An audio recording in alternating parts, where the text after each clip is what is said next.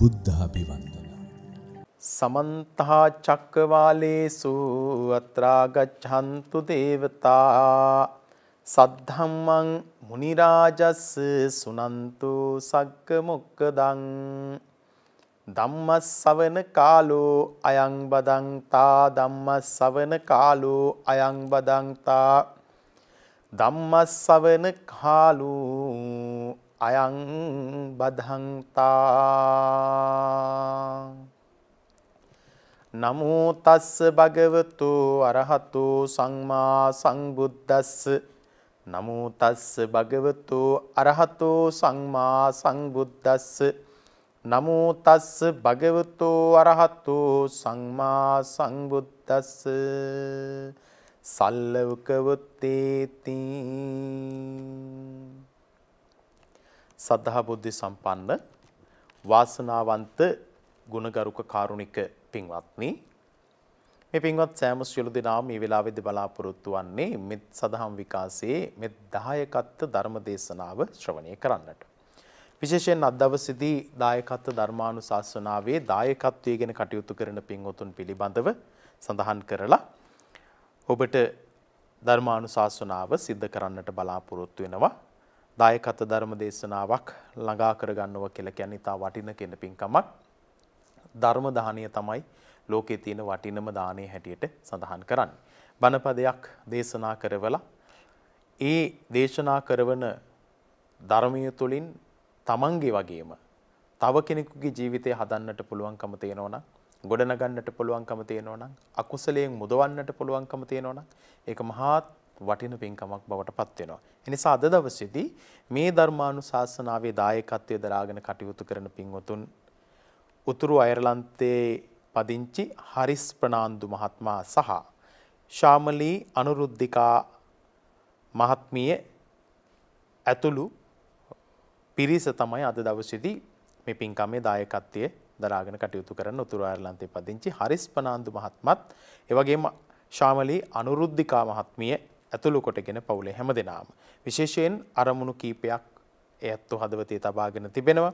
ප්‍රධානම අරමුණ තමයි මිෂෙල් ප්‍රනාන්දු සිඟිති දිනියට වයස අවුරුදු 3මාරක් ගත වෙලා තිබෙනවා. ඒ දිනියට අපල උපද්‍රයන් දුරු වී නිදුක් නිරෝගී වාසනාවන්ත ජීවිතයක් ගත කිරීමට, සෝදායි ජීවිතයක් ගත කිරීමට ආශිර්වාද කරන්නට බලාපොරොත්තු වෙනවා. ඒ වගේම ඕස්ට්‍රේලියාවේ පදිංචි මොනිකා විමලතුංග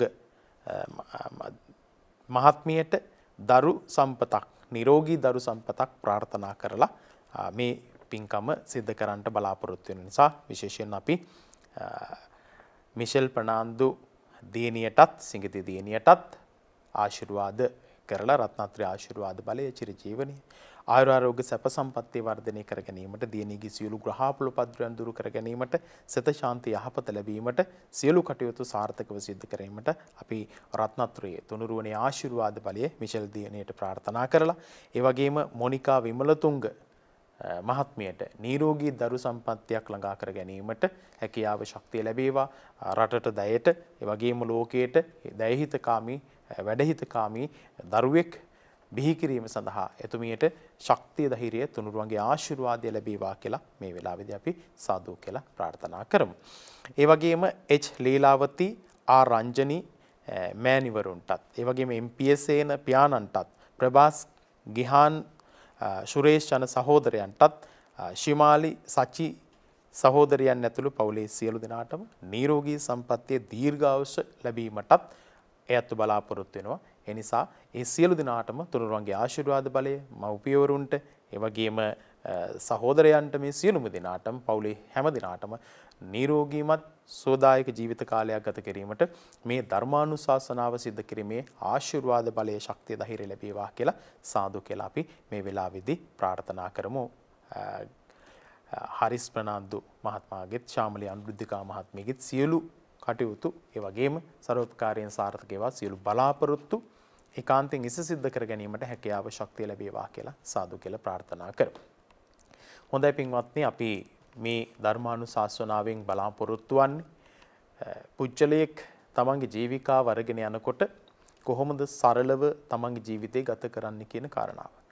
අපි බොහෝ වෙලාවට මේ ලෝකෙ ඉස්සරහට අරගෙන යන්නේ තමන්ගේ හිත කියලා කියනෝනේ චිත්තේන නියති ලෝකේ. එතකොට මේ හිත දැඩි කරගත්තු තරමට, ඒ වගේම හිත විශාල කරගත්තු තරමට හිත අපිට දේවල් විශාල විදියට පේනවා. ඒ වගේම හිත සැහැල්ලු කරගත්තු තරමට ගොඩාක් දේවල් අපිට සැහැල්ලුවෙන් පේනවා. හිත සැහැල්ලු කරගත්තාම හැමදේම සහල්ලුයි. හිත බර කරගත්තාම හැමදේම බරයි. හිත දුකෙන් පුරව ගත්තාම දකින්න, පේන, ඇහෙන, බලන හැමදේම දුකයි. හිත සතුටින් පුරව ගත්තාම දකින්න, පෙනෙන, ඇහෙන, බලන හැමදේම සතුටක් තියෙනවා. ඒ නිසා මේ ජීවිතයේ ඉස්සරහට අරගෙන යන්නෙම අපේ හිතයි. බුදුරජාණන් වහන්සේ එහෙමයි දේශනා කරන්නේ. අපේ හිත තමයි චිත්තේන නියති ලෝකේ. එහෙනම් ඉස්සරහට අරගෙන යන්නේ මේ ලෝකේ අපේ හිත. ඒ නිසා ධර්මයෙන් හිත පුරවන්නත්, පාප කර්මයෙන් හිත පුරවන්නත් හිත තමයි මූලික වෙන්නේ. අන්නේ හිත පාලනය කරගෙන, ඒ හිත දමනය කරගෙන අපිට ජීවත් වෙන්නට පුළුවන්කම තියෙනවා නම් අපේ එදිනෙදා ජීවිතවල බලපාලා තියෙන බොහෝම ප්‍රශ්න ගැටලු වලට මූලික වශයෙන් පිළිතුරු සොයා ගැනීමේ හැකියාව තියෙනවා. පින්වත්නි, සරල දිවි පැවැත්මක් අපි ගත කරනවා කියලා කියන්නේ හිත නිදහස් කරගෙන කටයුතු කරන එක. අපි කියනවා hina වෙලා ඉන්නකොට ඇඟේ ලේ පිරිසිදු වෙනවා කියලා කියනවනේ. ඒ වගේම සතුටින් ඉන්නකොට දුක දැනෙන්නේ නැහැ කියලා කියනවනේ.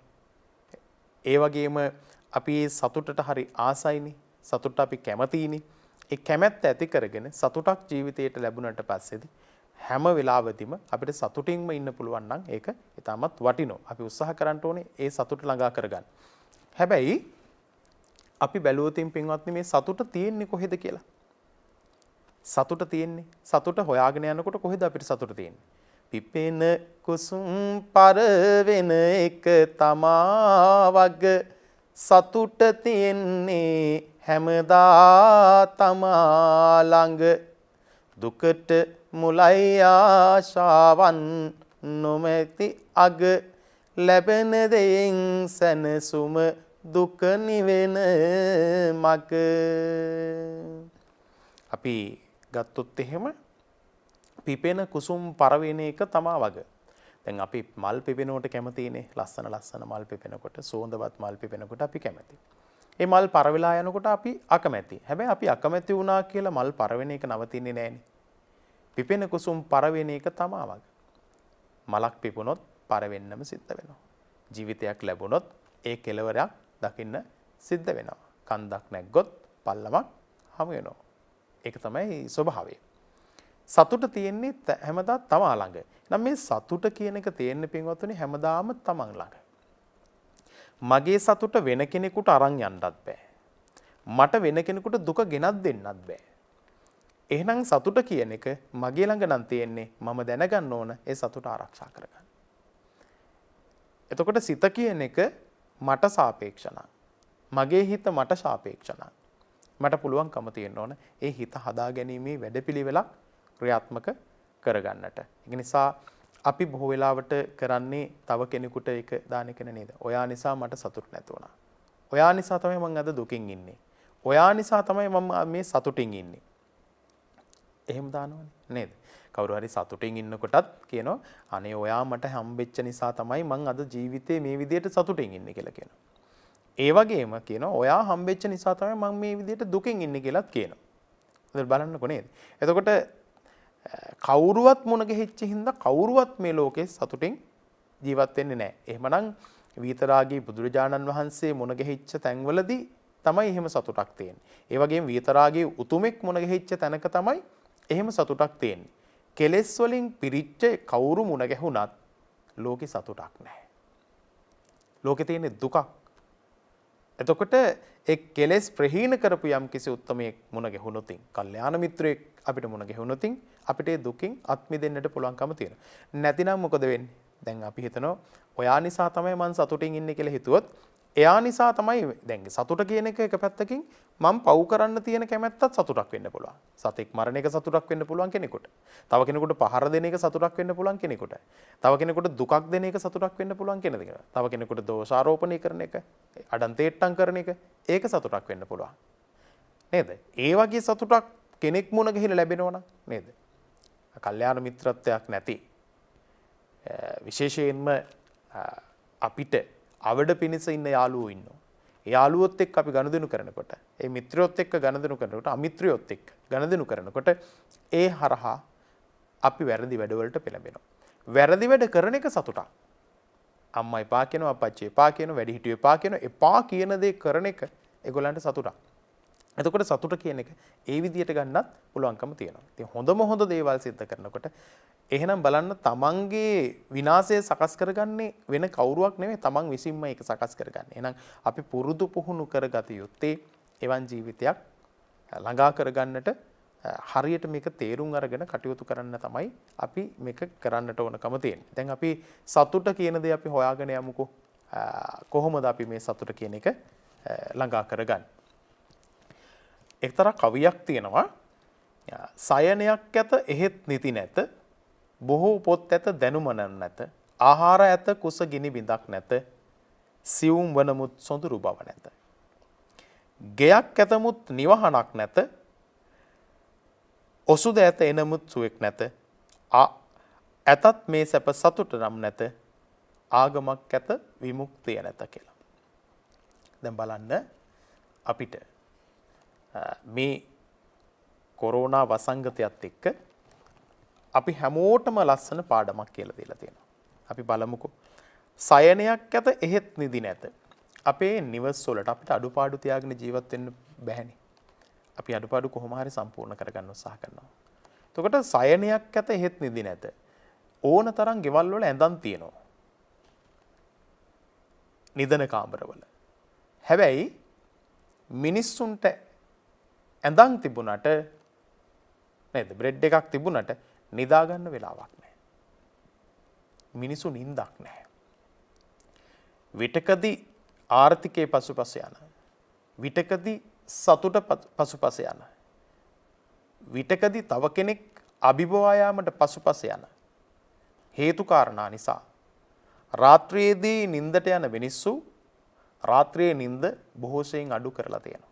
හැබැයි නිදා ගැනීමට අවශ්‍ය කරන පසුබිම සකස් කරලා තියෙන ඇඳන් ගොඩාක් තියෙනවා. හැබැයි නිදා ගන්න වෙලාවක් නැහැ.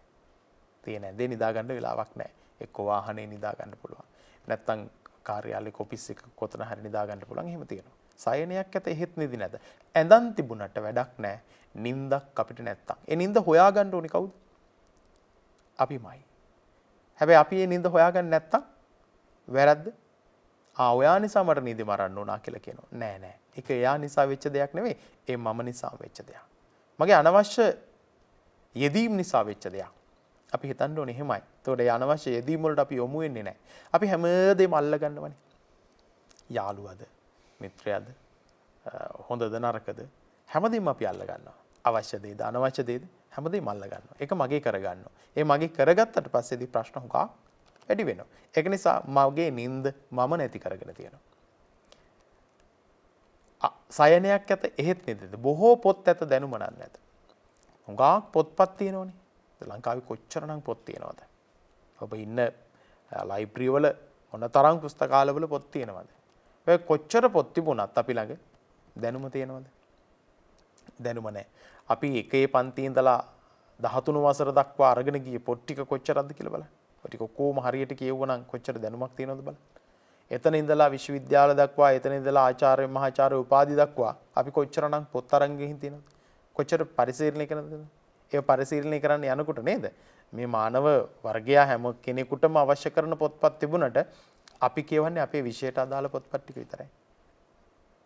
අනිත් පොත්පත් කියවන්නේ. හැබැයි ඒත් ඔක්කොම මිනිස්සුන්ට තියෙන මේ පොත්පත් ඔක්කොම ලියවිලා මනුස්ස සිතුවිලි තියෙන්නේ හැම එකකම. හැබැයි අපි ගන්න අපිට අවශ්‍ය ටික විතරයි. කොච්චර පොත් තිබුණත් මිනිස්සුන්ට දැනුම නැහැ. දැනුම තියෙනවා නම් මිනිස්සු මේ දැනුම වර්ධනය කරගන්නට අවශ්‍යතාවය තියෙන්නේ මේ හේතුව මත. ඉතින් දැනුම නැතුව පොත්පත් තිබුණට වැඩක් නැහැ. බොහෝ පොත් ඇත දැනුම නැත. අපිට දැනුම තියෙන්නේ හරිම අල්ප විදියට. ආහාර ඇත කුසගිනි විඳක් නැත. දැන් ආහාර තියෙනවා හැබැයි කුසගිනි නැහැ. කොහොමද ඒක වෙන්නේ? ඔබ නිකමට හිතන්න ඔබේ නිවසේ කොච්චරනම් ආහාර අතිරික්තයක් තියෙනවද කියලා බලන්න. ඔබේ නිවසේ මොනවා හරි જાතියක්. හැබැයි ආහාර අතිරික්තය තියාගෙන ඉන්න අතරතුරදී දැන් ඔබ හිතුව රටලෝණු ගෙඩියක් පැලවිලා තියෙන්නේ පොළවේ. ඒක මට කියලා හිතුවොත් මං වැරදිනේ. ඒක අපිට කියලා හිතුවොත් හරි. ගහක ගෙඩියක් හැදෙන්නේ මට කියලා මං තීරණය කළොත් ඒක වැරදිනේ. ඒක අපිට කියලා තීරණය කරොත් අපිට කිව්වහම මිනිස්සුන්ට සත්තුන්ට මේ හැමෝටම ආහාර කියන එක අවශ්‍යයි. ආහාරය අවශ්‍යතාවයක්නේ හැම සත්වයකම. එතකොට ඒ සතුට ආහාරය කියන එක අපි ගන්නවා. ආහාර අපි ළඟ අතිරික්තයක් තියා ගන්නවා. පහුගිය සමයේදී අපි දැක්කා ලෙඩේ වැඩි වෙනකොට ප්‍රශ්න ටිකක් වැඩි වෙගෙන එනකොට මිනිස්සු ගොඩ ගහ ගන්න පටන් ගත්තා. එතකොට මොකද වෙන්නේ? ඒ ගොඩ ගහගන්නේ ඒගොල්ලෝ ගොඩාක් කාලයක් ජීවත් වෙන්න හිතාගෙන. ඒකනේ වෙන්නේ නේද? එක තැනකට ගොඩ ගහගෙන ගොඩාක් කාලයක් ජීවත් වෙන්න හිතාගෙන ගොඩාක් දේවල් තියාගන්න. හැබැයි වැඩක් වෙන්නේ නැහැ. මොකද මම අද දවසේදී ආහාර ගත්තට පස්සේදී උදේ වේලා ආහාරට ගත්තට පස්සේදී මගේ ළඟ ආහාර අතිරික්තයක් තියෙනවා නම් හැබැයි ඒ ආහාර ටික සමාජගත වෙච්ච නැති නිසා, කඩේ තිබිච්ච නැති නිසා, සුපර් මාකට් එකේ තිබිච්ච නැති නිසා අල්ලපු ගෙදර මිනිස්සු බඩගින්න ඉන්න පුළුවන්. හැබැයි මේ කාපු මට උදේට නැවත උදේට කන්න බෑ. නැවත මට කන්න පුළුවන් දවල්ට. හැබැයි දවල් වෙනකන් මං ජීවත් වෙයිද නැද්ද කියන එකේ ප්‍රශ්නයක් තියෙනවා. දවල් වෙනකන් ජීවිතේ අපේ තියෙද නැද්ද? අපි ඒ අතරතුරදී මැරෙන්නත් පුළුවන්.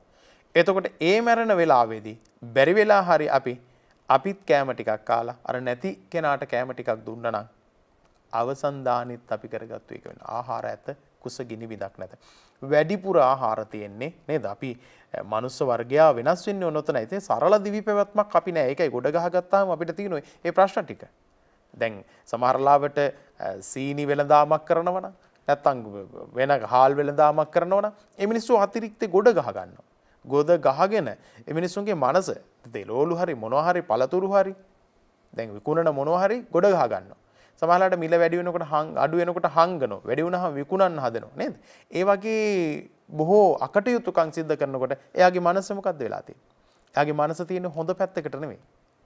කොහොම හරි මේක කරන්න ඕන. කොහොමද මේ ටික විකුණ ගන්නෙ? දෙයනේ මේ ටික නරක වෙයිද? කොච්චරනම් ප්‍රශ්න තියෙනවද නේ?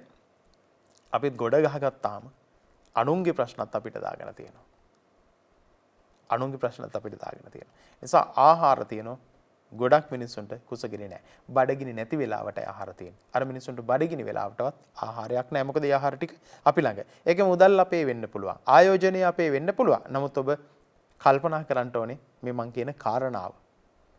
මොකද මට බඩගිනි නැති වෙලාවේ කොච්චර ගෙදර කෑම තිබුණත් වැඩක් නැහැ. බඩගිනි වෙලාවක අපි ආහාර දෙන්න පුළුවන්කම තියෙන්න ඕන. දැන් අපි ඇත්තටම ආහාර කියලා ගත්තාම පින්වත්නි දානීය ගැනනේ අපි කතා කරන්නේ. දානීය දෙනවා. ඉතින් අපි සමහර ලාවට අපි හරිය ලොකුට කියනෝනේ අසරණ මිනිස්සුන්ට අපි සරණක් වෙනවා කියලා කියන්නේ. පිහිටක් වෙනවා කියනෝනේ. දැන් අසරණ මිනිස්සු කියන්නේ කවුද? හැබෑවටම බැලුවොත් අපි ඔක්කොම අසරණ අයනේ. අපි සරණ යන්න උත්සාහ කරන්නේ ඇයි? දැන් බුද්ධං සරණං ගච්ඡාමි, ධම්මං සරණං ගච්ඡාමි, සංඝං සරණං ගච්ඡාමි කියලා ඇයි අපි කියන්නේ? අපි තාම සරණ ගියපු අය නෙමෙයි. අපි අසරණ අය. අසරණ නිසා තමයි අපි මේ දුකටපත් වෙලා තියෙන්නේ. මේ ප්‍රශ්න වලට වැටලා තියෙන්නේ. ඇයි අපි සරල නැහැ? සරල නැති නිසා සරණ නැහැ අපිට. ඒ නිසා අපි අසරණ වෙලා ඉන්නේ. ඒ අසරණතාවය අපි හැමෝටම තියෙනවා. හැමෝගෙම තියෙනවා. දැන් මම ගත්තොත් මට දානේ ලැබුණොත් අසරණ නැහැ. දානේ නොලැබුණොත් අසරණයි. සිවුර ලැබුණොත් අසරණ නැහැ. සිවුර නොලැබුණොත් අසරණයි. ඔබට ආයතනයේ රැකියාව ලැබුණොත් ඔබ අසරණ නැහැ. නොලැබුණොත් ඔබ අසරණයි. අපි රටේ ප්‍රධානීන් ගත්තොත් ඡන්දෙ ලැබුණොත් ඔවුන්ට සරණයි.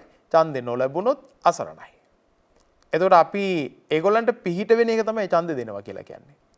අපි යාලට පිහිට වෙන එක තමයි රැකියාව දෙනවා කියලා කියන්නේ. අපි යාට පිහිට වෙන එක තමයි උගන්වනවා කියලා කියන්නේ එක විදියකට. බලන්න කොච්චර පිහිටක් වෙනවද නේද? අපි අම්මලා අප්පච්චිලා අපිට කොච්චර පිහිට වෙලා තියෙනවද? අපි අතපය හදන්න. අපිට ආහාර ටික කන්න දීලා කොච්චර බලන්නකෝ නේද? මොනතරම් පිහිට වෙලා තියෙනවද? එහෙනම් අපි අසරණයි කියලා කියන අපි යාචකයෙක් දැක්කොත් අපි හිතනවා අසරණයි කියලා. අපි වෙන කෙනෙක් දැක්කොත් අපි හිතනවා අසරණයි. ගයක් නැති කෙනෙක් දැක්කොත් අපි හිතනවා අසරණයි. අපි හොඳයි ඒගොල්ලෝ අසරණයි කියලා හිතන්නේ නැහැ. අපි ඔක්කොම අසරණයි. සරලව බැලුවොත් අපි ඔක්කොම අසරණයි.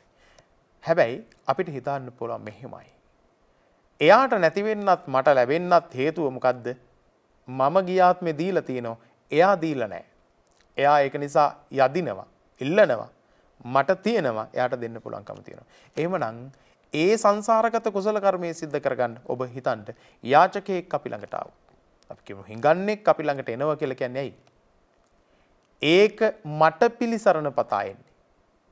ඔබට එහෙම හිතන්න බැරිද? යාචකයා මගේ ළඟට එන්නේ මට උදව්වකට. ඇයි? එයා ආපු නිසා තමයි මට එයාට උදව්වක් කරන්න පුළුවන්කම තියෙන්නේ. ආහාර ටිකක් දෙන්න පුළුවන්, මුදලක් දෙන්න පුළුවන්, ඇඳුමක් වස්ත්‍රයක් අරගෙන දෙන්න පුළුවන් ඒ යාචක කෙනාට. ඒක දුන්නට පස්සේ තමයි ඊළඟ ආත්මේ මට ලැබෙන්නේ. එමනම් ඒ වෙලාවේ කවුද මට පිළිසරණක් වෙලා තියෙන්නේ? ආන්න. ඒ ආපු යාචකයා. බඩගිනි වෙච්ච සතෙක් අපි ළඟට එනවා.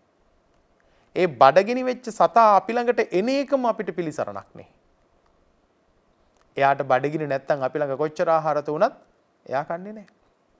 එයා බඩගින්නෙන් ඇවිල්ලා කෑවොතින් තමයි අපිට පිහිටක් ලැබෙන්නේ. එතකොට ඒ සතා අපි ළඟට ආපු එක මොනතරම් අපිට පිළිසරණක්ද?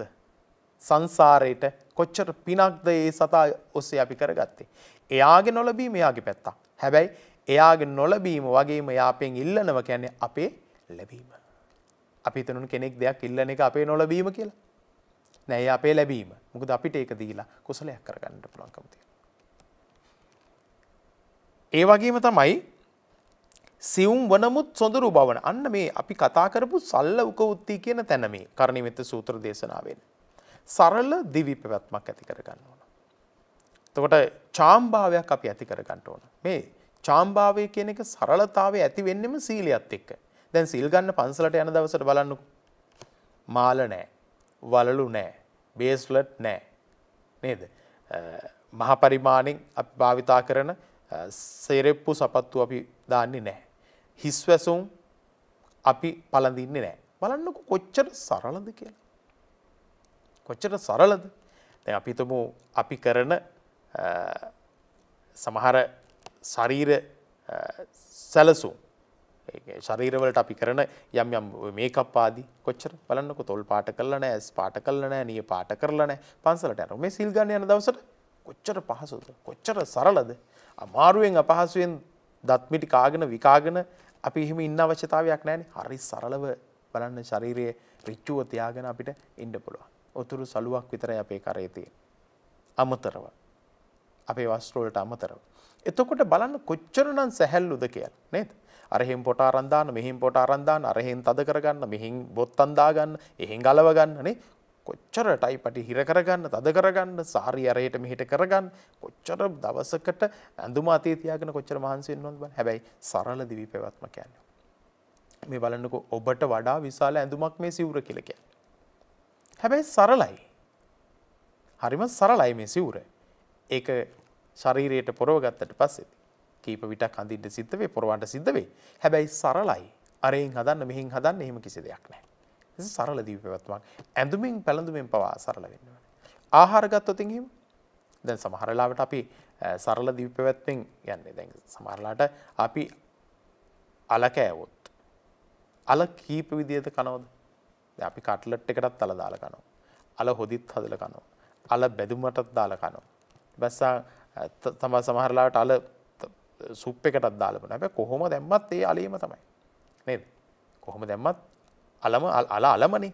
අල 10 විදිහකට කෑවත් ඒ වගේ. දැන් අපි පාන් කන්න පුරුදු වුණොත්, පිටි ආහාර කන්න පුළුවන් වුණොත්, පාන් කෑවත්, කිඹුල බනිස් කෑවත්, නැත්නම් ගල් බනිස් කෑවත්, මොනවා කෑවත් එකම පිටි වර්ගෙනේ. හැබැයි වෙනස් කරලා තියෙන හැබැයි එකම පිටි. අමතරව පුංචි පුංචි වෙනස්කම් ටිකක් නැති. හැබැයි ඉතින් අපිට සරලව අපිට ආහාරය පිළිබඳව හිතන්න පුළුවන්. සෑහෙන වටිනවා. එතකොට අපි සමහරලාට ගෙදර පිස්ස ගන්න ආහාර වලට දැන් අපිට අපි හිතමු අපි වෙන තැනකට ගිහිල්ලා ආහාර ගන්නවා කියලා හිතන්න. සතුට තියෙන්නේ එතනද ඇත්තටම. හෝටල් එකකින් කෑම කන එක අපිට ගිහිල්ලා ඒ තැනක කන එකද සතුට නැත්නම් නිවසේ ඔක්කොම එකතු වෙලා එක තැනක එක මේසක ඉඳගෙන කන එක. දැන් බලන්නකෝ ගේ ඇතුළ සතුට නැති කරගෙන තියෙන බොහෝ අය තමන් විසින්මනේ. සතුට තියෙන්නේ මගේ ළඟ. මං හෝටලෙන් ගිහින් කෑම කනකොටත් මට සතුට තියෙනවා නම් මම ගෙදර කෑම කන වෙලාවට ඇයි සතුට නැත්තේ? ඇයි ගෙදර කුස්සිය අපේ සතුට නැත්තේ? ගෙදර කුස්සිය පිරිසුදු කරන්නේ සම්පූර්ණ අම්මා. ඔබේ බිරිඳ. එතකොට ඒක කොච්චරනම් ආදරයකින් කරුණාවකින්ද ඔය කෑම ටික හදන්නේ? ඔබ හිතනවද ඔබගේ ඒ ව්‍යාපාරික ස්ථානවල කෑම ටික හදන එක ඔබට පුදුම ආදරයකින් හදනවා කියලා? හැබැයි අම්මා තෙල් වැඩි වෙනකොට, මිරිස් වැඩි වෙනකොට, ලුණු මදි වෙනකොට, ලුණු වැඩි වෙනකොට බිරිඳ අම්මා කොච්චරනම් මේක හැඳි මිටට අරගෙන, හැඳි තලයට අරගෙන කී වතාවක් අතට දදා මේක ආහාර රස බල ඔබ වෙනුවෙන් කැම ටික හදනවද කියලා බලන්න. එහෙම කරනවද? අනිත් තැන්වල. හැබැයි ඉතින් එතන සතුරු නැත්තම් මොකද්ද ඔබේ සතුට? එසා අපි ගැන වැඩියෙන් හිතන තැන සරලයි අපිට එතන. සරල කරගත්තු තැනම එහෙම තමයි. වැරදි වෙන්න පුළුවන්. ඒ හැම තැනකදීම සරලයි අපිට. ඒ සරලතාවය තුළ තියෙන්න පුළුවන් අපිට ලොකු සැනසීමක්. ප්‍රශ්න වැඩි. විශාල කරගත්තාම කියන්නේ අපේ තනතුර ලොකු කරගත්තාම විඳින්න තියෙන දුක් ගැහැටත් විශාලයි. ඒ නිසා අපි බලන්න ඕන සියුම් වනමුත් සොඳුරු බව නැත. දැන් අපි ඇත්තටම සරල කරගන්න ගියා දැන් අපි කතාවට නම් කියන්නේ අනේ අපි නම් හරි සරලයි. අපි හරි චාම් ජීවිතයක් ගත කරන්න කියලා අපි කියනවා. හැබැයි සොඳුරු භාවයක් නැහැ. එහෙනම් ඒක ඇතුළේ තියෙන්නේ මොකද්ද? අපි කරන මොකක්කෝ බොරුවක් තියෙන.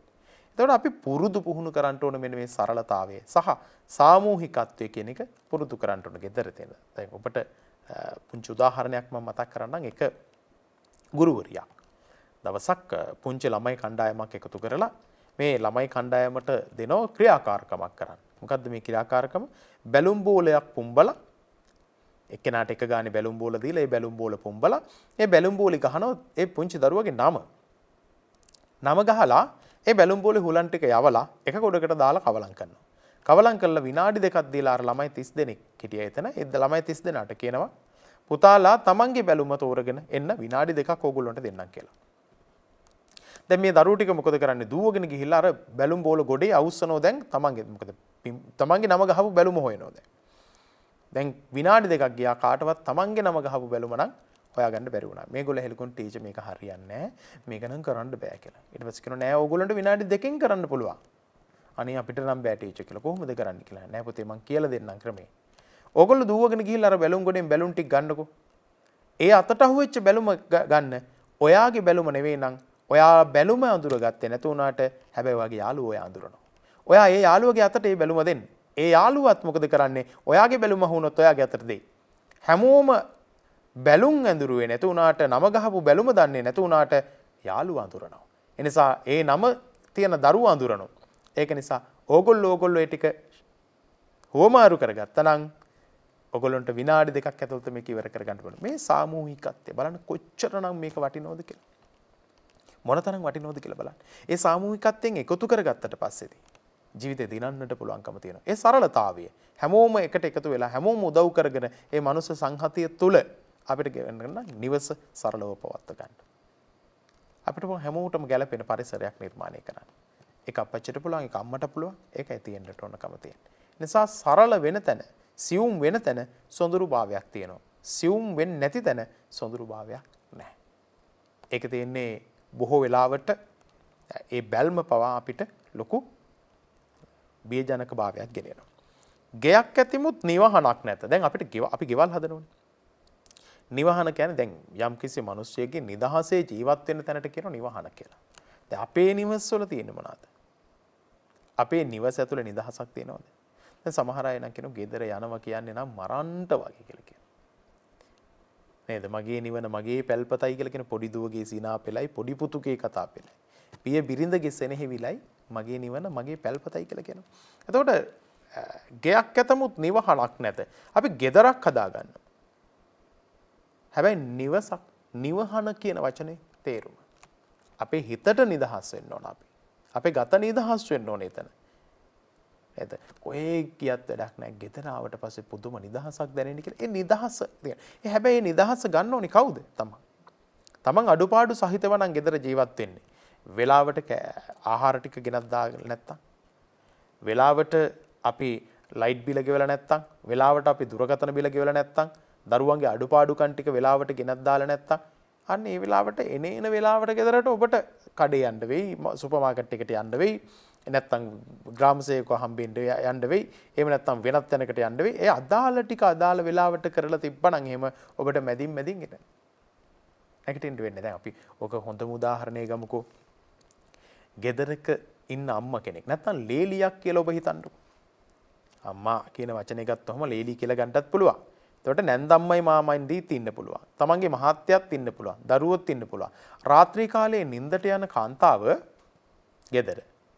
අරගොල්ලන්ට වතුර ටික තියලා නැන්දම්මට මාමණ්ඩිට වතුර ඇල් වතුර ටික තියලා උණු වතුර ටික තියෙනවා නම් ඒ ටික තියලා ප්ලාස්ටික් එකට දාලා අරන් තියලා මහත්තයාගේ ළඟින් වතුර එකක් තියලා දරුවන්ටත් ඒක හුරු කරලා ඒ සියලු වැඩ කටයුතු නිමා කරලා නැත්තම් නිදාගත්තේ ඔබට රාත්‍රී කීප විටක් අවදි වෙන්න ලැබේ. බලන්න ඔබට නිින්දක් නැහැ නේ එතකොට. එතකොට නිවහනක් නෙමෙයි ඔබට තියෙන මහා කරදරයක් එතකොට. තමන්ගේ වැඩ ඒ පිළිවෙලට කළා නැත්තම් එක එක වෙලාවට එක එක කෙනාවට පස්සේදී කැම ටික වුණත් ඔබ සකස් කරාට පස්සේදී අදාළ අයට අදාළ විදියට බෙදලා හදලා කරලා තිබ්බට පස්සේදී ඔබට ප්‍රශ්නයක් නැහැ. ඒකට අදාළ අය එනේන ප්‍රමාණය ඒගොල්ලන්ගේ වැඩත් එක්ක අපි කරුණාවන්ත වෙන්න ඕනේ එහෙම. නිවසේ ඉඳගෙන නිවසේම කැම ටික කන්නේ නැත්තම් අපි බෙදලා තියෙන එක හරි. නිවසේ නැතුව එමෙ ඉන්නකොට අපිට එන වෙලාවක බෙදලා දෙන එක ඒක හරි. ඒ නිසා අපි ඒක හරි විදියට තෝරලා වැඩ කටයුතු කරන්න ඕන. ගෙයක් නිවහනක් බවට පත් කරන්නට පුළුවන්කම තියෙන්නේ අපි සරලව ජීවත් වෙන ස්වභාවයට. ඒ වගේම ඔසුද ඇත එන මුත්සුවෙක් නැත. කොච්චරනම් ඖෂධ වර්ග තියෙනවද බලන්න. ඒ උනට අපේ සුවතාවයක් තියෙනවද? ඖෂධ කොච්චර තිබුණත් අපේ ශරීරය සුවපත් නැහැ. ඇයි ඒ? ඖෂධ තියෙන තරමට ශරීරය සුවපත්. දැන් අපි ඩිස්පෙන්සරි එකට ගියම බෙහෙත් කොච්චර තියෙනවද බලන්න. සිංහල බෙහෙත් බඩු කඩේකට ගියම කොච්චර බෙහෙත් බඩු තියෙනවද කියලා බලන්න. ලෝකෙ වටේ කොච්චර බෙහෙත් තියෙනවද බලන්න. නොඑක ආකාරී බෙහෙත් වර්ග. හැබැයි කොච්චර බෙහෙත් වුණත් මිනිස්සු ලෙඩයිනේ. ඇයි ඒ? එහෙනම් මේ ලෙඩ හැදෙන්නේ අපේ හිතටනේ. හිත ලෙඩ වෙච්ච ගමන් ඔක්කොම ඉවරයි. නම් හිත සුවපත් කරගෙනයි තියෙන්න ඕනකම තියෙන්නේ. ගත සුවපත් වෙන්නේ හිත සුවපත් වුණොත් විතරයි. හිත ගත කොච්චර සුවපත් වුණත් හිත සුවපත් නැත්තම් හිත රෝගී නම් හිත ලෙඩ වෙලා නම් ගතත් නිකම්ම ලෙඩ වෙලා. හිත හොඳ නම් ගත කොච්චර දුබල වුණත් ඕනම දෙයක් දරා ගැනීමේ හැකියාව තියෙනවා. කොච්චර බෙහෙත් තිබුණත් ලෙඩ සනීප වෙන්නේ නැහැ. බෙහෙත් වලින් නෙවෙයි ලෙඩ සනීප වෙන්නේ හිතේ. දැන් බුදුරජාන් වහන්සේ දේශනා කරන්නේ ඒකනේ. ධම්මෝසද සමන්නත්ති කියලා කියන්නේ. ධර්මයේ තමයි ඖෂධය බවට පත් වෙන්නේ හිත සුවපත් කරගන්න. ධර්මීය ඖෂධයක් බවට පත් වෙන හිත සුවපත් කරගන්න. ඒ නිසා කොච්චර බෙහෙත් තිබුණත් ලෝකේ මොන බෙහෙත් වර්ග නිර්මාණය කළත් අපිට හිත සුවපත් නැත්තම් හිත හදාගෙන නැත්තම් හිත සරල නැත්තම් අපිට ජීවත් වෙන්න පුළුවන් කමක් නැහැ. ඒ වගේම තමයි ආගමක් ඇත විමුක්තිය නැත. අපිට ආගමක් තියෙනවා. හැබැයි විමුක්තිය නැහැ. වර්තමානයේ ආගම් වලින් වැඩිපුර කරන්නේ මොනවද? අවුස්සනවා. අවුලනවා. මිනිස්සු පීඩණයටපත් කරනවා. ආගම් වලින්. ඒ ඇයි?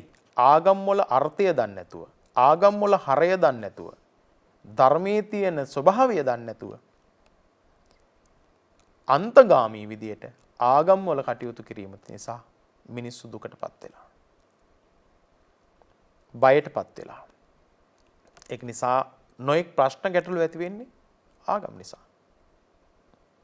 ආගම් වලින් හුඟක් ප්‍රශ්න निराකරණය කරනවට වඩා වර්තමානයේ ආගම් වලින් කරන්නේ ප්‍රශ්න निराකරණය කරන එක, මානසික සහනය කෙනෙකුට ලබා දෙන එක. මේ සද්ධර්ම දේශනාවකින් ඔබට මානසික සහනය ලබා දෙන්න. යාඥාවකින් ඔබට මානසික සහනය ලබා දෙන්නේ. ඒ මානසික සහනය ලබා දෙන වෙලාවෙදී අපි ඇවිලීමක් සිද්ධ කරනවා නම් කොතන හරි අන්තවාදී තැනක ඒක ලොකු ගැටලුවක් වෙනවා. ඒක නිසා ආගම් කියන්නේ බදාගෙන ඒ වගේම ඒකේ එල්බගෙන කටයුතු කරන එකක් නෙමෙයි. මට දැනෙන තැන අනිත් අයට ගැළපෙන තැන අපි වැඩ කටයුතු කරන එකක් තමයි ආගම. දැන් අපිට කොච්චර ආගම් තියුණත් කාටවත් විමුක්තියක් නැහැ. මුස්ලිම් කිව්වත් නැහැ. බෞද්ධ කිව්වත් නැහැ. හින්දු කිව්වත් නැහැ. කතෝලික කිව්වත් පොදුවේ මිනිස්සුන් අහලම කොහොමද ජීවිතේ කියලා. අමාරුවෙන් ජීවත් වෙනවා. අපහසුයෙන් ජීවත් වෙනවා. එපා වෙලා ජීවත් වෙනවා. මැරෙන්න බැරි කමට ඉන්නවා. ගොඩ දෙනෙක් එහෙම කියනවා. ගොඩක් එහෙම කියනවා. එතකොට ඒගොල්ලන්ගේ ආගම් වලින් මොකද්ද වෙලා තියෙන්නේ? ඒ ආගම තියෙන ආගමේ මොකද්ද ලබාගත්තු විමුක්තිය? විමුක්තියක් නැහැ. සතුටින් ජීවත් වෙන්නවත් ඔවුන් ඉගෙනගෙන නැහැ. දැන් ආගම් ඔක්කොටම තියෙනවා නේද? සමහර ලාවට මුස්ලිම් ආගමේ මිනිස්සයා ඌරු මස් කන්නේ නැහැ. ක්‍රිස්තියානි ආගමේ මිනිස්සයා ඌරු මස් කනෝ. හින්දු ආගමේ මිනිස්සයා හරක් මස් කන්නේ. බෞද්ධ ආගමේ මිනිස්සු ඔය හැම එකක්ම කන්නේ. හැබැයි එක්කම කනවා. සේරම කනවා. නේ කුකුල් මස් කනවා. හැබැයි හරක් මස් කන්නේ. ඌරු මස් කන්නේ. හැබැයි එක එකනා එක මට්ටමින් තියාගෙන ඉන්නවා. බෞද්ධ කියන්නේ ওই මුකුත්ම කන්නේ නැති කට්ටියනේ. පණාතිපාතා ගෙල්න පටන් ගන්න. ඒකට අපි මුකුත්ම කන්නේ නැහැ. මේගොල්ලෝ බලන් යනකොට ඔක්කොම ටික කනවා. ඒ නිසා බලන්නකෝ අපිට වැඩ වරද්දන හැටි. ස්වභාව ධර්මයේ අපිට ගොඩාක් ලොකු පාඩමක් මේ වෙලාවේ කියලා දුන්නේ. ඔයා සිංහල වුණත්, ඔයා දෙමළ වුණත්, ඔයා මුස්ලිම් වුණත්, ඔයා බෞද්ධ වුණත්, ක්‍රිස්තියානි වුණත්, කතෝලික වුණත්, ඉස්ලාම් වුණත්, හින්දු වුණත්, ඕගොල්ලෝ කවුරුවක්වත් ඕගොල්ලෝගේ ආගම තුල කටයුතු කළා නැහැ. ඒ නිසා අපි නත්තලට නත්තල් ගහක් විකුණන්න පාරට බහින්න දෙන්නේ නැහැ. සබදාම කියන්නේ මේ අපිට. ඔයාට වෙසක් එකට වෙසක් කූඩුවක් විකුණ ගන්න පාරට බහින්න අපි දෙන්නේ නැහැ. සබදාම කියන්නේ. ඔබට තයි පොංගල් එක සමරන්න අපි ඔයාට පාරට බහින්න දෙන්නේ නැහැ. සබදාම කියන්නේ. සිංහල අවුරුද්ද ගත කරන්න, මුස්ලිම් අවුරුද්ද ගත කරන්න, රාමසාන් දිනේට ඔබට පල්ලියට යන්න අපි අවස්ථාව දෙන්නේ නැහැ. ස්වභාවදාම කියන්නේ. ඔගොල්ලෝ ඔක්කොම පව් කරනවා. සිංහලද, දෙමළද, මුස්ලිම්ද, හින්දුද, කතෝලිකද, බෞද්ධද, ඉස්ලාම්ද වෙනසක් නැතුව ඔගොල්ලෝ ඔක්කොම බොරුවක් කරන්නේ ඔය ආගම් තුල නෑ. ආගමක් ඇත විමුක්තිය නැත. ඔගොල්ලන්ට විමුක්තියක් නැත්තේ ඔන්න ඔය බොරුව කරන නිසා. ඒක නිසා මිනිස්සු නම් ඔය බොරුවෙන් මිදෙන්න හැමෝම එකයි. සරල වෙන්න. අන්තගාමි වෙන්න එපා. දර්ශන බදා ගන්න එපා. ආගම් බදා ගන්න එපා. ආගම කියන්නේ දෙක. පළවෙනි එක ජීවිතය කියන එක. ජීවිතේම ආගමක් බවට පරිවර්තනය කරගන්න මනුස්සයා කාටවත් හානියක් කරන්නේ නැහැ. සරලයි ජීවිතේ. ඒ නිසා බලන්න නිවස ඇතුලේ ගත කරන ජීවිතේ අපි එළියේ ප්‍රසිද්ධ ලෝක ප්‍රසිද්ධ මිනිස්සු කී ඇතුලේ ගැටු. අපි සරලද? අපේ ආයතන ලෝකෙට ප්‍රධාන පෙළේ ආයතන ඇතුලේ ගැටු. අපි මිනිස්සුද? නෝනයි මහත්තයයි ජීවත් වෙනකොට නෝනගේ සල්ලි වලින් මහත්තයා ජීවත් වෙනවා නම් නෝන කියන්නේ මේ මගේ වයින් කාලා ඉන්නේ මං කියන විදිහට ඉන්න ඕන කියලා.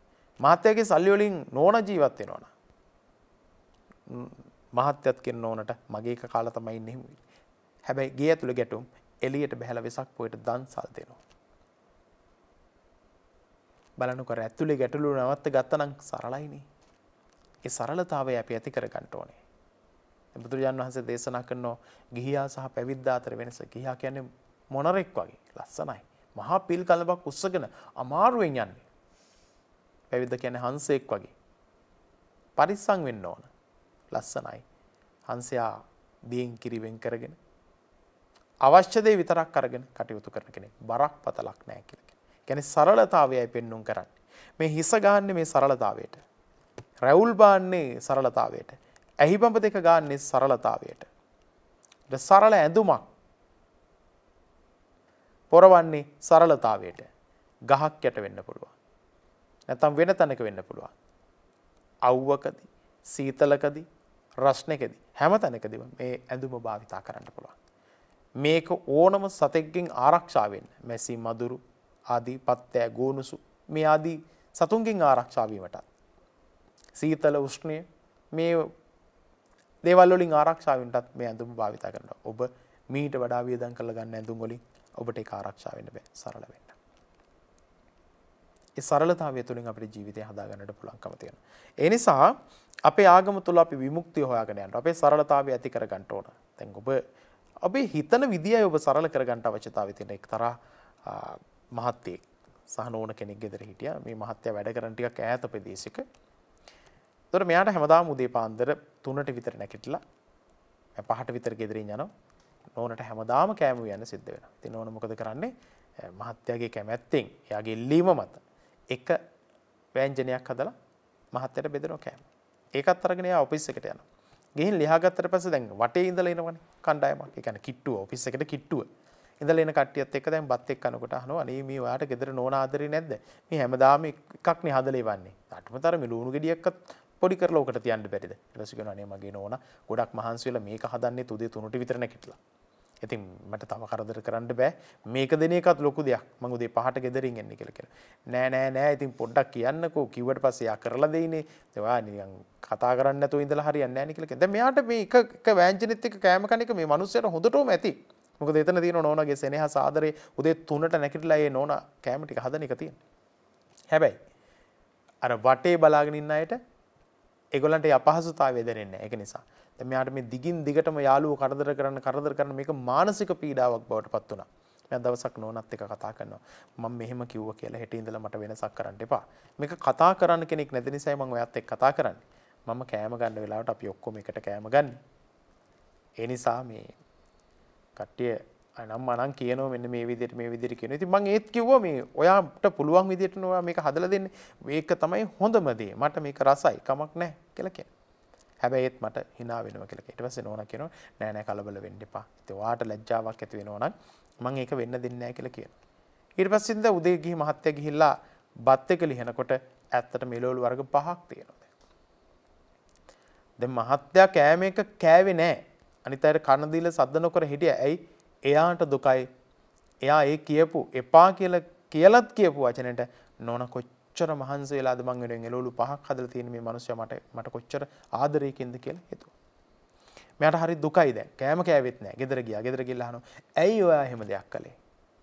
මට ඔයා හදලා දෙන හොද්දයි බතයි පුදුම රහක් තියෙන්නේ. මං ඒකට ආසයි කැමති. එයාව මට ආදරෙන් හදන එක. ඇයි ඔයාද වෙනස් කළේ? ඇයි මේ 5ක් හැදුවේ කියලා ඇහුවා. ඊට පස්සේ කොහේ නෑ මහත්තයා කලබල වෙන්න එපා. ඔච්චර ගැන හිතන්න යන්න එපා. මම 5ක් හැදුවේ නෑ.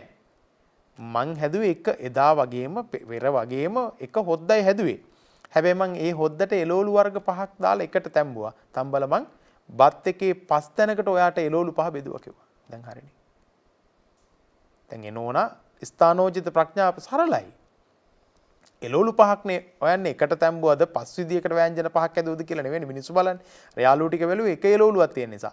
එයා සමහරලාවට මෑකරල් ටිකයි ලීක්ස් ටිකයි නැත්තම් බොන්චි ටිකයි අල ටිකයි එකටම දාලා තම්බලා ආලා වෙනමයි මෑකරල් වෙනමයි ලීක්ස් වෙනමයි බෙදන්නේ. කොච්චර සරලද කියලා බලන්න. ඒතකොට ප්‍රශ්න වැඩි කරගන්න නැතුව අර ප්‍රශ්න මහා ලොකු gedara කාලගෝට්ටියක් ඇති කරගන්න ප්‍රශ්නයක් වෙන්න තුන. නමුත් ඒ ප්‍රශ්න වැඩි කරගත්තේ නැහැ. ඒ ප්‍රශ්න ටික කොහොම අඩු කරගත්තා. අඩු කරගෙන තමයි එයාලගේ ජීවිතය ඉස්සරහට අරගෙන කියන්නේ සරලතාවයන් ඇති කරගන්නට පුළුවන්කම තියෙනවා. දැන් අරයා හින්දා මෙයාට දුකක් වුණෙත් නැහැ. මෙයා හින්දා අරයට අමතර කරදරයක් දාගත්තෙත් නැහැ. ඒ නිසා ප්‍රශ්න කියන ගොඩාක් දේවල් අමතක කරලා ජීවත් වෙන්නට පුළුවන්කම තියෙනවා. අපි ආගමානුකූලව ජීවිත ගත කරනකොට විශේෂයෙන් බලාපොරොත්තු වෙන්න ඕනේ ඒ වගේ සරල කාරණාත් එක්ක. අපි ජීවිතේ සරලව හිතලා අපිට ජීවිතේ හදාගන්නට පුළුවන්කම තියෙනවා. අපි ජීවිතේ වරදින්නේම අපි ටික ගොඩාක් ලොකුවට හිතන නිසා. ලොකු ඉස්කෝලයක් ගැන හිතනවා. ලොකු ව්‍යාපාරයක් ගැන හිතනවා. ලොකු වාහනයක් ගැන හිතනවා. ළඟට ලොකු හෝටලයක් ගැන හිතනවා. කෑම ටික ගන්න කොතමන්ගේ කුස්සියට වඩා. නේද? ලොකු තැනකින් ඇඳුම් ටිකක් ගන්න කියලා හිතනවා. ලොකු තැනකින් ගන්න බඩු මිලදී ගන්න ඕන කියලා හිතනවා. අපිට ලොකු ෆෝන් එකක් අපිට පාවිච්චි කරන්න ඕන කියලා කියන වටින එක.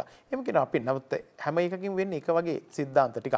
එහෙම කියලා අර අපි වැඩිපුර එකක් පාවිච්චි කරා කියලා අපි කවුරුත් එහෙම එක්කෝ හඳට යන්නවත් එහෙම නැත්නම් මේ වෙනත් චන්ද්‍රිකා තාක්ෂණත් එක්ක සම්බන්ධතාව පවත්ව ගන්නවත් අපි කටයුතු කරලා නැහැනේ. NASA ආයතනයේ වැඩට යන්න ගියේ ඒක ඉගෙනගත්තු මිනිස්සු නිසා මේ හයි ස්පීඩ් ෆෝන් ගත්තු කට්ටියවත් එහෙම අය නෙමෙයි. ඒ විද්‍යාඥයෝ බවට පත් වුණේ NASA එකේ වැඩ කරන්න ඒකට ඉගෙනගත්තු මිනිස්සු. ඒක එතෙන්ට ගියේ. එහෙම නැතුව කවුරුත් එහෙම ගිහලා නැහැ. අපි ඒ සරලතාවය අඩු කරගන්න අපි තව තවත් අමාරු වෙටන එක විතරයි වෙන්නේ. ඒක නිසා සරලව සල්ලවක වොත්තේ. එහෙනම් තමන් ගත කරන ජීවිතේ සරලව ගත කරන්නට අපේ හිත යොමු කරගන්නට පුළුවන්කම තියෙනවා නම් ඒක ඊටාත්ම වටිනවා. ඉතින් වටිනා කියන ජීවිත ගත කරන අපි හැමෝටම ඒ සරලතාවය ඇති කරගන්නට පුළුවන්කම තියෙනවා. ඒක තමයි බුදුරජාණන් වහන්සේ මේ දේශනා කළේ සමහර අවස්ථාවන් වලදී උන්වහන්සේ කොච්චර සරලද. දැන් අපි හිතමු ලෙඩෙක් බලන්න යනකොට දැන් පූතිගත තිස්සහඳුරු අසනීප වෙලා හිටියා. උන්වහන්සේ බලන්න බුදුරජාණන් වහන්සේ කුටිය ළඟින් යනකොට කෙන්දිරි ගාන හඬක් ඇහුණා. බැලුවා ගිහිල්ලා බලනකොට හාමුදුරුව අසනීපේ මුළු ඇඟේ පුරාම ජරාව. බුදුරජාණන් වහන්සේ සරලව එතෙන්ට වැඩම කළා. උණු වතුර උණු කරන්න කිව්වා. එයා එළියට ගන්න කියලා කිව්වා. සිවුරු ටික හොදන්න කියලා කිව්වා. සම්පූර්ණම වැඩ කටයුතු ටික කරලා අර පූතිගත තිස්සහඳුරු රහත් වෙනකන් ධර්ම දේශනාව සිද්ධ කරලා පිරිනුවන් පානකම් බුදුජාන් වහන්සේ වැඩ හිටියා. බලන්නකෝ කොච්චර සරලද. දැන් මම බුදු කෙනෙක්. මම මොකටද වතුරුණු කරන්නේ? මම මොකටද ලෙඩුන්ට සාත්තු කරන්න කියලා හිතුවොත් එහෙම නේද? අපි ද්‍රෝහලක වැඩ කරන කෙනෙක් ඇයි අපි ලෙඩුන්ට සාත්තු කරන්නේ? මම ඩොක්ටර් කෙනෙක් ඇයි ඩොක්ටර් ඇයි ලෙඩුන්ට සාත්තු කරන්න කියලා හිතුවේ නේද? අපි සමහරවිට අපි එදිනෙදා වැඩ කර ගන්නකොට මගේ කාමරේ යතු ගා ගන්න මගේ ගේ යතු ගා ගන්න මම මේ ගෙදර මහත්තයා මම මොකටද ගේ යතු ගන්න කියලා හිතුවා. මම මේ නෝනා මම මොකටද මේ වැඩ කරන්න කියලා හිතුවා. බලන්න කොච්චරද නේ? ඔබේ කාර්යාලවලත් කොතන හරි අපේ වැඩ ටික අපිම කරගන්න එකනේ සරලතාවය කියලා කියන්නේ. අන්නේ වැඩ ටික අපිට කරගන්නට පුළුවන්කම තියෙනවා. ඉතින් අද බොහොම කාර්ය බහුල සමාජයක් තුළ අපි හැමෝටම සරලතාවය හුරු වෙන එක නම් ගොඩක් වටිනවා. අපිට පැත්තක ඉඳගෙන කන්ද මුදුන ඉඳගෙන දෙයක් බලාගෙන ඉන්න මනුස්සයට හොඳට පේනවා.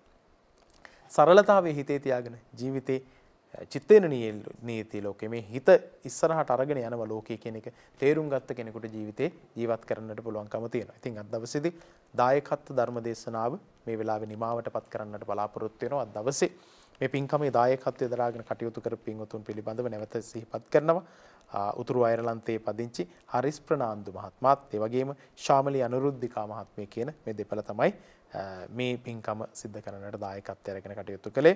මිෂෙල් ප්‍රනාන්දු සිංගිති දිනියට ආශිර්වාද කරලා ඒ වගේම මොනිකා විමලතුංග මහත්මියට නිරෝගී දරු සම්පන්නියක් ප්‍රාර්ථනා කරන්නට යෙදුණා. ඒ නිසා එතුමියට නිරෝගී දරු සම්පන්නියක් ළඟා කර ගැනීමට හැකියාව ලැබේවා කියන ප්‍රාර්ථනාව අදවතේ ඇති කර ගන්නට ඕන. මේ කාල සීමාව වෙනකොට ධර්මයට ලැබිව ධර්මයේ ශ්‍රවණය කරමින් හොඳ දේවල් තමන්ගේ ජීවිතයට එකතු කරනකොට දරුවටත් ලැබෙන්නේ ඔබ හිතන දේ. ඒ හොඳම අපි හිතන්න ඕන. ප්‍රශ්න ගැටලු අමතක කරන්න ඕන. සරලව ජීවිතේ සකස් කරගන්නට පුළුවන්කම තියෙනවා. ජීවිතේ මහා ලොකු ඉදිරියක් ගැන හිත අපි වැඩ කටයුතු කළොත් අපිට ගොඩාක් වෙලාවට ඒක දැනෙනවා. ඒ නොදැනෙන ආකාරයෙන් කටයුතු කරන්න, සතුටින් කටයුතු කරන්න, ධර්මානුකූලව ජීවිතය ගත කරන්නට අවශ්‍යතාවය තියෙනවා.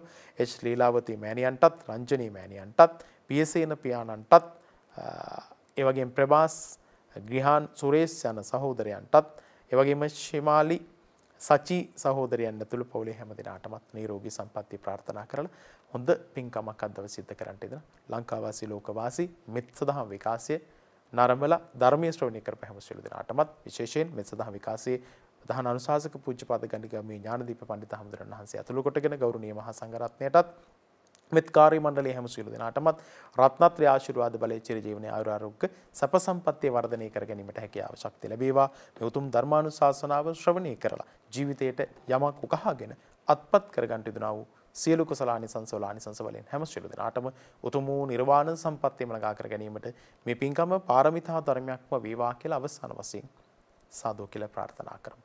හැම දිනාටම තෙරුවන් සරණයි.